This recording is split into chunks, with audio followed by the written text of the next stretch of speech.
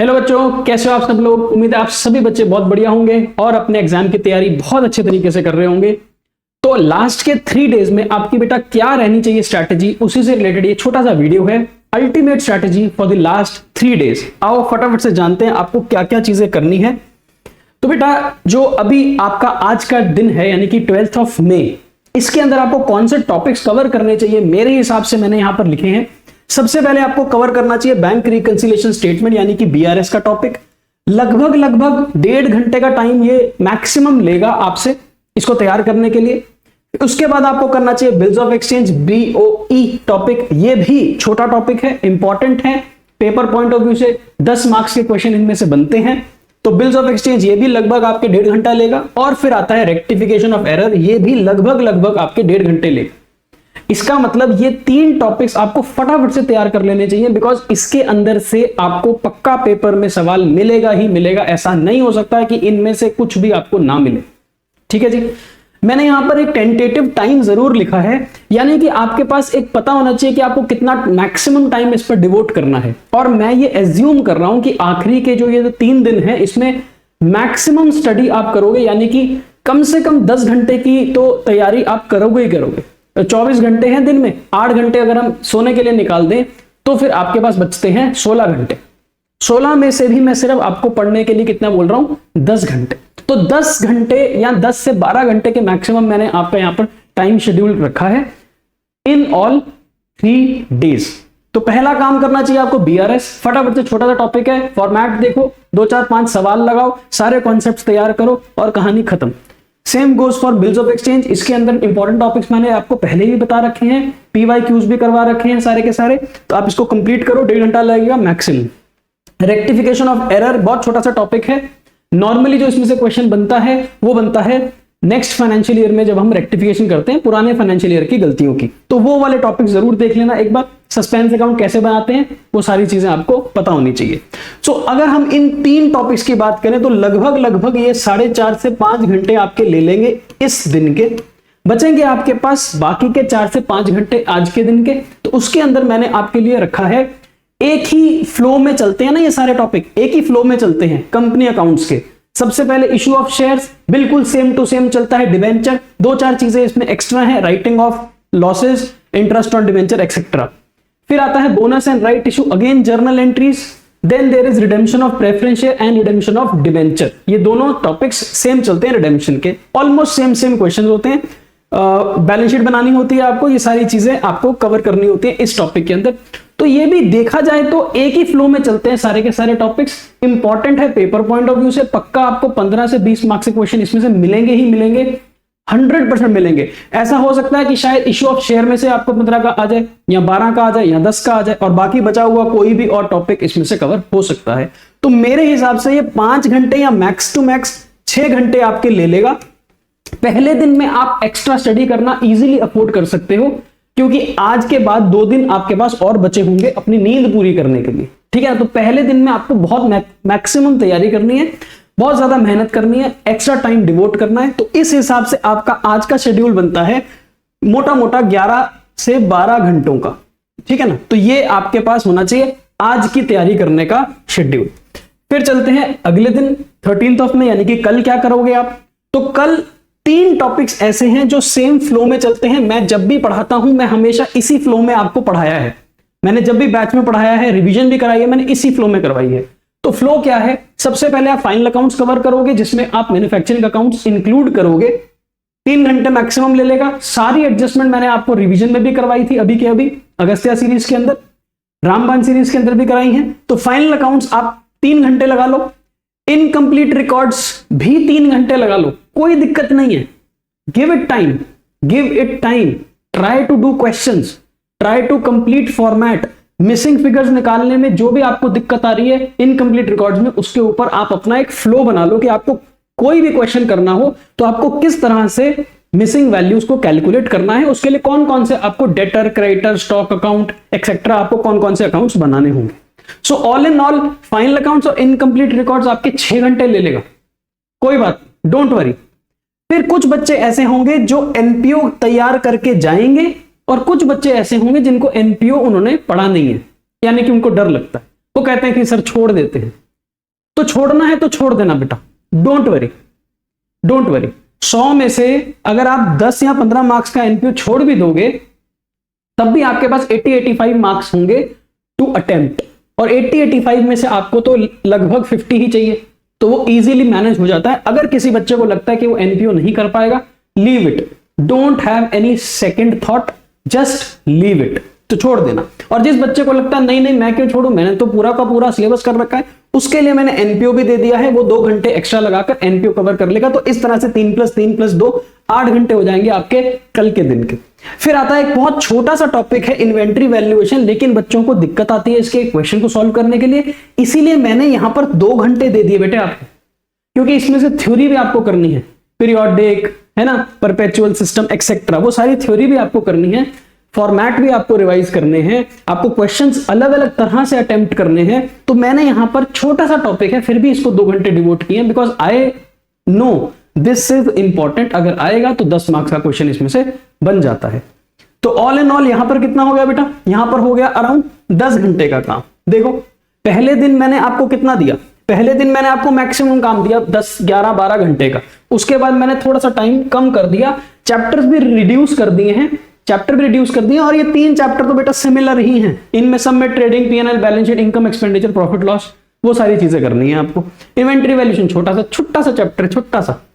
आओ भाई, लास्ट दिन आता है आपके पास मई 14, इसमें आपको अगेन टॉपिक्स लिखे हैं। डेप्रीसिएशन 2 घंटे ले लेगा डेप्रीसिएशन का टॉपिक, क्वेश्चंस ट्राई करना, सारी तरह के फॉर्मेट्स अंडरस्टैंड करना, हर तरह के फॉर्मूला को आपको रिवाइज करना है, और क्वेश्चंस ट्राई करके देख लेना। 2 घंटे में डेप्रीसिएशन चैप्टर इजीली कवर होता है, सब कवर हो जाता है, इसमें कोई दिक्कत नहीं आएगी। सबसे बड़ा पार्ट जो आता है वो है पूरी की पूरी पार्टनरशिप अकाउंटिंग, पूरी की पूरी partnership accounting, starting from the basics of accounting till dissolution of the firm, piecemeal distribution, सब कुछ कवर करना है आपको। 7 घंटे मैक्सिमम लगेंगे बेटा, 7 घंटे से ज्यादा लगते नहीं है, मैंने खुद ट्राई करके देखा है, 7 घंटे से ज्यादा लगता नहीं है। और अगर आपने अगस्त्या सीरीज भी देखी है, रामबन सीरीज भी देखी है, तो उसमें भी आप देख लो, जब मैंने आपको पार्टनरशिप रिवाइज करी है तो वो 7 से 8 घंटे मैक्सिमम लेता है, इंक्लूडिंग क्वेश्चन जो मैंने आपको समझाए हैं। तो आप जब लास्ट मिनट में रिवीजन करोगे तो ऐसा तो है नहीं कि आप सारे क्वेश्चन करने शुरू कर दोगे, आप तो हर टॉपिक को कवर करते हो, जिसकी बात अभी मैं थोड़ी देर बाद करता हूं। तो partnership will take around 7 hours. Last आता है थ्योरी के टॉपिक्स, मैंने इसको 3 घंटे दे दिए हैं बेटे, पर 3 घंटे का मतलब ये नहीं है कि 3 घंटे देने ही देने हैं, यहां पर आपके 9 घंटे खत्म हो जाते हैं। उसके बाद आपकी इच्छा है आपको थ्योरी के टॉपिक्स आज ही करने हैं, लास्ट डे पे करने हैं, तो लगभग 1-2 घंटे, क्योंकि बेटा नींद तो आपको आनी नहीं है सही बात करूं, 14 तारीख को नींद तो आपको आएगी नहीं, ठीक है ना, पर फिर भी 14 तारीख को अगर नींद ना भी आए ना तो भी बेटा 12 बजे सो जाना, 12 बजे सो जाना, कुछ भी करके 12 बजे सो जाना, चाहे नींद आए ना आए, बिस्तर में लेट जाना, लाइटें लूटे बंद कर देना, एसी फुल ऑन चला लेना, पंखा चला लेना, जैसा भी जिस भी जगह पर आप रहते हो, एंड जस्ट लेट जाना, चाहे नींद आए ना आए कोई बात नहीं, नो प्रॉब्लम। अब इसमें देख लेना आपके पास अगर थ्योरी करने के लिए 3 घंटे बचते हैं, 2 घंटे बचते हैं, 1.5 घंटा बचता है, उतना कवर कर लेना, डोंट वरी, बट 12 बजे कोशिश करना सो जाना। अगले दिन सुबह जल्दी उठ जाना, 7-8 बजे उठ जाना, 6-7 घंटे की नींद लेके 7-8 बजे उठ जाना, और अगला जो दिन है बेटा 15 मई विच इज दी डे, उस दिन आप सुबह 10:30 बजे तक ही पढ़ेंगे मैक्स टू मैक्स। यानी कि अगर कोई बच्चा सुबह 7 बजे तैयार हो गया है तो 7 से 10:30 तक पढ़ेगा, अगर कोई बच्चा सुबह 8 बजे उठ के तैयार हुआ है तो वो 8 से 10:30 पढ़ेगा। 10:30 के बाद मैं तो कभी जीवन में नहीं पढ़ा, पेपर देने के वक्त आप भी मत पढ़ना, क्योंकि रिटेन नहीं होता दिमाग में कुछ भी, वो दिमाग में फालतू के विचार घूमते रहेंगे, उसका कोई फायदा नहीं है। 10:30 बजे किताब बंद कर देना, जो होना था हो गया है, ठीक है, जो होना था हो गया है। अब ये जो लास्ट दिन बचता है आपका 15 मई का, उस दिन आपको क्या क्या रिवाइज करके जाना चाहिए, क्या क्या देखना चाहिए। सबसे पहले अगर किसी बच्चे की अभी भी थ्योरी पेंडिंग पड़ी है, थ्योरी के कुछ टॉपिक्स ट्रू फॉल्स वगैरह कुछ चैप्टर के पड़े हैं, तो बेटा उसको देख लेना, उसको रिवाइज कर लेना, सभी तरह के फॉर्मेट्स चेक कर लेना एक बार, जैसे कि इन्वेंट्री वैल्यूएशन में आपको अगर इन आउट बैलेंस बनाना पड़े तो उसका क्या फॉर्मेट होता है, ठीक है ना, फाइनल अकाउंट्स में trading, PNL, balance sheet, manufacturing का क्या फॉर्मेट होना चाहिए, ऐसे फॉर्मेट्स वगैरह सारे चेक कर लेना अपने पास। फिर आते हैं फॉर्मूला या एडजस्टमेंट। फॉर्मूला आपने बहुत जगह यूज किए, जैसे कि आपने डेप्रिसिएशन में यूज किया होगा, आपने इन्वेंट्री वैल्यूएशन में फॉर्मूले यूज किए होंगे, ठीक है ना। आपने फाइनल अकाउंट्स में भी कहीं ना कहीं आपने कुछ ना कुछ एडजस्टमेंट्स के अंदर फॉर्मूले जैसे कि मैनेजर कमीशन वगैरह को निकालते समय एडजस्ट देखे होंगे, ठीक है ना। फॉर्मेट्स के अंदर जैसे कि आपने बीआरएस का फॉर्मेट देखा होगा, डेप्रिसिएशन में आपने बहुत जगह फॉर्मेट यूज किए हैं। तो ऐसी चीजें आपको लास्ट डे पर देख के जानी है। देख के जाने का मतलब क्या है कि जो भी आपने कॉपी रखी हुई है, यहाँ पर जो मॉड्यूल है आपके पास, जो भी स्टडी मैट से आपने पढ़ा है, अपने नोट्स बनाए हैं, उनको फटाफट से ऐसे ऊपर ऊपर से खोल के देखना है कि हाँ ठीक है, ये फॉर्मेट मुझे समझ आता है, गो टू द नेक्स्ट। ऐसा नहीं होता, आपको सिर्फ फोटो खींचनी है। मेमोरी आपकी फोटोजेनिक मेमोरी जो है ना, आपको उसका इस्तेमाल करना है। बस आपको ऊपर ऊपर से देख के चीजों को रिवाइज करना है। लास्ट में अगर टाइम बचेगा तो कुछ आपने इंपॉर्टेंट क्वेश्चन मार्क कर रखे होंगे जो हमने भी आपको बताए थे। इंपॉर्टेंट क्वेश्चन जैसे कि पार्टनरशिप के अंदर पीसमिल डिस्ट्रीब्यूशन के कुछ इंपॉर्टेंट क्वेश्चन बताए थे आपको, ठीक है ना। फाइनल अकाउंट्स के अंदर आपको कुछ क्वेश्चन इंपॉर्टेंट बताए थे एडजस्टमेंट्स के साथ। इनकम्प्लीट रिकॉर्ड्स एनपीओ उसके अंदर बताए थे। पार्टनरशिप में रिटायरमेंट या डेथ के वक्त जो हम जेएलपी का कॉन्सेप्ट करते हैं, तो वो छोटी छोटी जो चीजें हैं ना लास्ट में, बस वो उनको ऊपर ऊपर से देख लेना। सॉल्व मत करने बैठ जाना क्या कैलकुलेटर लेके आओ भाई सॉल्व करें सॉल्व, अरे नहीं, सॉल्व तो पेपर में जाके करना। अब जो जितना करना है उतना कर लिया है, बस लास्ट टाइम शुड बी 10:30 बजे। इसके बाद हमें कुछ नहीं करना है, नहा धो के भगवान का नाम लेके बस पेपर में हम चले जाएंगे। अब एक लास्ट पॉइंट जो मैं यहाँ पर आपको बताता हूँ without wasting your any more time, last चीज जो आपको बताया था वो ये है कि आप तैयारी करोगे तो कैसे करोगे, कौन से करोगे। बेटा आपको वही स्टडी मटेरियल को लास्ट में यूज करना है जिस स्टडी मटेरियल के बेस पे आपने पिछले 4-5 महीनों में काम किया है। अगर आपने आरटीपी के क्वेश्चन देखे हैं तो आप आरटीपी के क्वेश्चन देख लेना। अगर एमटीपी अटेम्प्ट किया था, मास्टर टेस्ट सीरीज ली थी, या अगर आपने पीवाईक्यूज किए थे तो आप देख लेना। मेरी सलाह ये मानो, इस टाइम पर कोई वीडियो देखने की जरूरत नहीं है, कोई YouTube को चैनल पे देखने की जरूरत नहीं है। देखो मैं सीधी बात करता हूं, सीधी बात, नो बकवास, ठीक है ना। इस टाइम पर आपको मैक्स टू मैक्स अपने साथ तैयारी करनी है, अपने स्टडी मटेरियल को लेना है। जो आपने क्वेश्चंस पहले अटेम्प्ट कर रखे हैं आपको वही क्वेश्चन देखने हैं। कोई नया क्वेश्चन देखने की कोई आवश्यकता नहीं है। कोई नया स्टडी मटेरियल कोई दोस्त ने बोल दिया यार ये वाला क्वेश्चन आ गया है, ये पीवाईक्यू देख के चले जाना, कुछ नहीं करना बेटे, कुछ नहीं करना।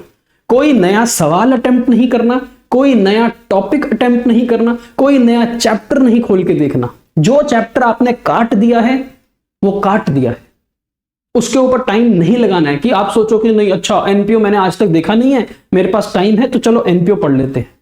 छोड़ दो, जो टॉपिक छोड़ चुके हो आज तक वो छोड़ दो। Don't try to attempt it, वो टाइम वेस्ट करेगा, एंजाइटी क्रिएट करेगा, सिर्फ टेंशन क्रिएट होने वाली है, उससे स्ट्रेस होने वाला, उससे और कुछ नहीं होने वाला, कोई मदद नहीं होने वाली। पेपर में आ गया, टाइम बचेगा तो अटेम्प्ट कर लेना, जैसा समझ आता है आगे पीछे ऊपर नीचे जो समझ आता है वो कर देना, अदरवाइज ब्लैंकली छोड़ दो। जो किया है बस वही समेट लो, बस जितना किया है आज तक वही समेटना है और कुछ नहीं करना है। कोई नया टीचर नहीं देखना, कोई नए सवाल नहीं करने, कोई नया टॉपिक नहीं उठाना, कोई नया चैप्टर नहीं उठाना। जो काट दिया है वो काट दिया है, दैट इज इट। तो ये आपके पास स्ट्रैटेजी होनी चाहिए। देख लो फिर से एक बार, फिर से देख लो, मैंने टाइम लिखा है टेंटेटिव, आप टाइम चेंज कर लेना, ऊपर नीचे करना है आप ऑर्डर ऊपर नीचे कर सकते हो। सभी बच्चों के लिए लागू नहीं होती है, जिस बच्चे को फॉलो करना है वो फॉलो कर सकता है, जिस बच्चे को इसमें कुछ अमेंडमेंट करनी है, चेंजेस करनी है, वो अपने हिसाब से अपने टाइम के हिसाब से चेंजेस कर सकता है। तो पहला दिन ये होना चाहिए, दूसरा दिन आपका ये होना चाहिए, तीसरा दिन आपका छोटा सा दिन है वैसे तो, क्योंकि सेम टॉपिक चल रहा है, मैंने पेयरिंग कर दी है सेम टॉपिक्स की, वो तीसरा दिन। और लास्ट वाले दिन में बस भगवान का नाम लेके कुछ छोटी छोटी चीजें याद करनी है और पेपर में चले जाना है, that is it, finish. Don't worry, सब बढ़िया होगा। आज तक मेहनत करी है और 2-3 दिन और मेहनत करनी है, उसके बाद ये वाला स्टेप, ये वाली स्टेज खत्म हो ही जाएगी। आई नो आप सब कर सकते हो और आप सब कर लोगे। With this I wish you all the best, keep preparing and paper में फोड़ के आएंगे। Bye bye.